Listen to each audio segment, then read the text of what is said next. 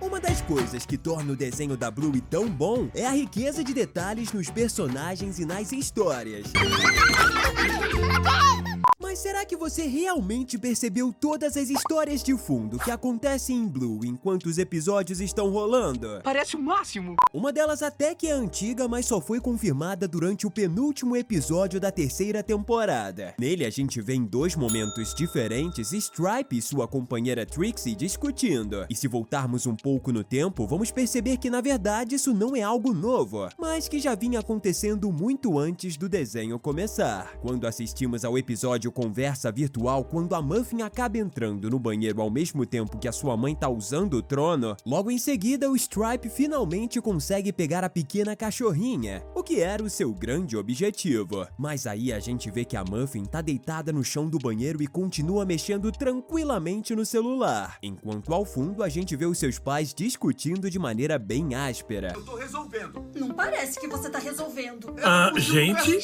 E a gente nota que ela continua brincando normalmente, o que mostra que as discussões do casal são muito comuns. Isso só se confirma quando a gente vê a Sox brincando com os bonequinhos do bolo de casamento e simulando como se estivessem discutindo, o que demonstra que apesar de pequena, aquilo com certeza é uma coisa que ela vê em casa com muita frequência. Então, como em Conversa Virtual, a gente vê que ao final o casal se abraça. Em A Placa, a gente vê que eles estão dançando alegremente juntos depois das discussões. Mas fica a questão, quais serão os desdobramentos do relacionamento dos dois? Olha, sinceramente eu espero que eles façam uma terapia de casal ou aconselhamento e que fique tudo bem com a família. Essa é só uma das novas histórias de fundo que a maioria das pessoas nunca se deu conta em Bluey. Já sabe, se ajeita na cadeira, tá começando mais um Teen Videos! Aproveitando que a gente tá comentando das primas da Bluey, outra história de fundo bem legal é o desenvolvimento da Sox. Como a gente sabe, até o momento, ela é a única personagem canina que a gente vê adotando um comportamento típico dos cães. A gente vê ela andando em quatro patas e outras vezes mordendo algumas pessoas,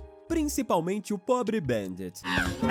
O que não é algo considerado comum no universo de Bluey, já que a gente sabe que os cães são como nós humanos em nosso mundo. E ao decorrer da série, a gente pode observar como uma história de fundo bem interessante como a Sox foi deixando seu comportamento mais selvagem de lado e se tornando mais civilizada. Depois do curta chamado Honk, a gente começa a ver mais vezes ela com um novo comportamento e falando normalmente, como todos os outros personagens. Em Garotas da Pizza, a gente vê que ela não participa muito, mas ao mesmo tempo já tá parecida com todas as outras garotas, o que é comprovado em A Placa, onde ela consegue se comportar e aprender tão bem que se torna uma das daminhas, mostrando a evolução cada vez maior da priminha caçula, pelo menos por enquanto, já que em breve elas vão ter novas primas. E em referência à prima mais nova da Bluey, comenta aqui embaixo o #Sox, e eu vou ler todo mundo que comentar, hein? Por falar em novos personagens, isso nos leva para outra história de fundo. Conhecemos a irmã da Tilly, a Beth, oficialmente no episódio Macacões, só que muito antes disso a gente já sabia que a mãe da Bluey tinha uma irmã, principalmente por causa das várias fotos que existem espalhadas pela casa, onde vemos toda a família da mamãe Hiller reunida quando ela era só uma pequena filhotinha. Isso nos leva a toda a história de fundo que envolve a tia das garotas e sua vida passada. A gente pode identificar que apesar de mais velha, Beth e Tilly eram bem próximas, assim como Blue e Bingo. Tanto que as duas irmãs tinham uma dança própria. Ao mesmo tempo, a gente também percebe que as duas irmãs tinham hábitos bem diferentes, com a Tilly sendo mais aventureira e praticante de esportes. A prova disso é o nome que a gente vê na raiz de uma das árvores que fica perto do pântano na casa do vovô Mario, onde tá o nome da Tilly, só que não o da Beth, indicando que ela gostava mais de uma aventura, enquanto sua irmã provavelmente preferia brincar em locais mais seguros, mais ou menos a mesma diferença que a gente vê entre Bingo e Bluey no episódio O Riacho, onde a protagonista preferia ficar no parquinho. Esse chão é muito mais torto do que o chão do parquinho.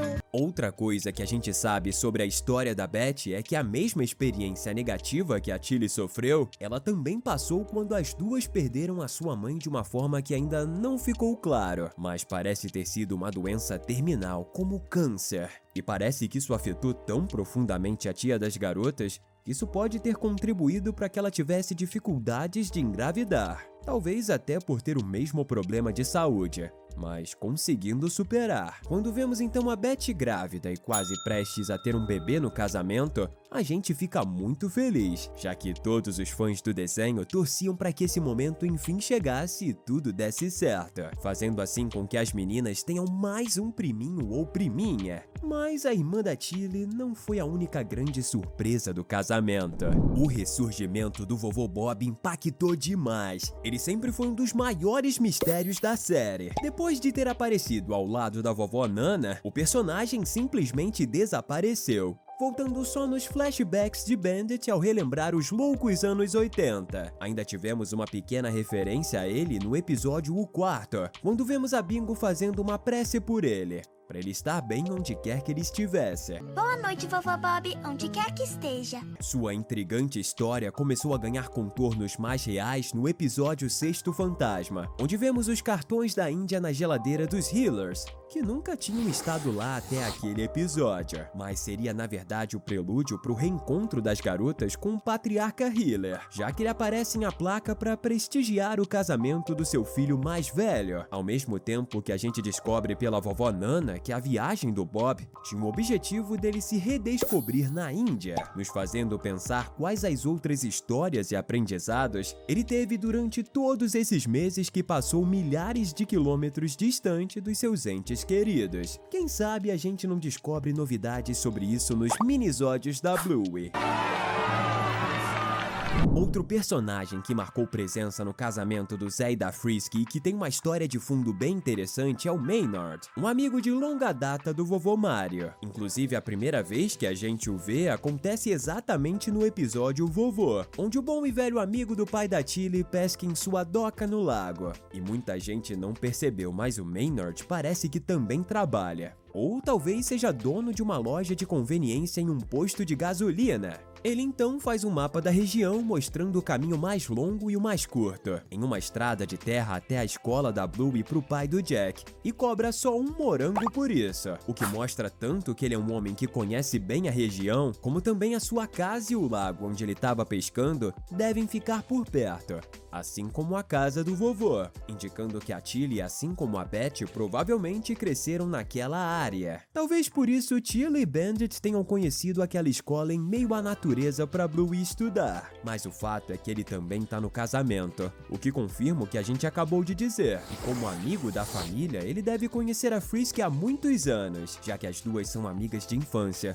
tornando a história de fundo dele ainda mais legal. E se você também curte esses pequenos detalhes que existem em Bluey, não perde seu tempo e se inscreve agora no nosso canal. Qual é? Não vai amarelar agora, né? Essa com certeza foi uma das histórias de fundo mais bem conectadas e interessantes de Bluey. Ao final da temporada, a gente vê que Bandit quase vendeu a casa da família Healer por causa de uma proposta de trabalho que ele teve muito antes. E quando eu falo muito antes, de fato se tratam de mais de 40 episódios anteriores. Em Missão Curry, Bandit viaja para um trabalho provavelmente em outro país, o que não é muito comum, e ele volta depois de 6 semanas. E tempos depois, quando a família sai de férias, ele passa muito tempo com os pensamentos bem distantes enquanto todos se divertem. E no episódio Vareta de Pássaro, apesar do foco ser na ave de areia que a Bingo construiu e que foi destruída por um grupo de garotos acidentalmente, a gente pode notar que a principal história de fundo tá em Bandit e em como ele se sente. Naquele momento a gente não sabe o que ele tá passando, mas quando a gente vê a placa, descobrimos que exatamente no episódio em que ele viajou, participou de uma grande descoberta arqueológica, o que o fez receber uma proposta de emprego muito boa financeiramente. Pretzel, apesar de ter um nome alemão, é um pequeno cachorrinho da raça Chihuahua. A primeira vez que ele aparece na série é durante o episódio Calypso, na primeira temporada, e a gente nota que, diferente das outras crianças, ele tem um perfil bem mais solitário, preferindo ficar sozinho a maior parte do tempo e criando brincadeiras só pra ele. E vemos que o seu comportamento continua assim durante todo o episódio, mas a gente fica na dúvida se ele é mais introspectivo sempre ou só naquele dia. E quando o observamos em outros episódios, confirmamos que, na verdade, esse é o perfil dele. Apesar de se dar bem com as outras crianças, a gente nota que ele prefere estar sozinho em boa parte do tempo, como vimos em Cricket, ou ainda no finalzinho do episódio Missão Curry, onde todos estão fazendo alguma coisa em grupo, mas o pequenino tá curtindo um sorvete sozinho em meio à feira, deixando claro que o seu perfil é mais introspectivo e não tem nada de errado nisso. Pumba adora momentos como este. O errado, com certeza, é não se divertir. E como a gente sabe que você curte se divertir bastante, estamos deixando 2 conteúdos incríveis para você continuar aqui com a gente. Valeu e até a próxima!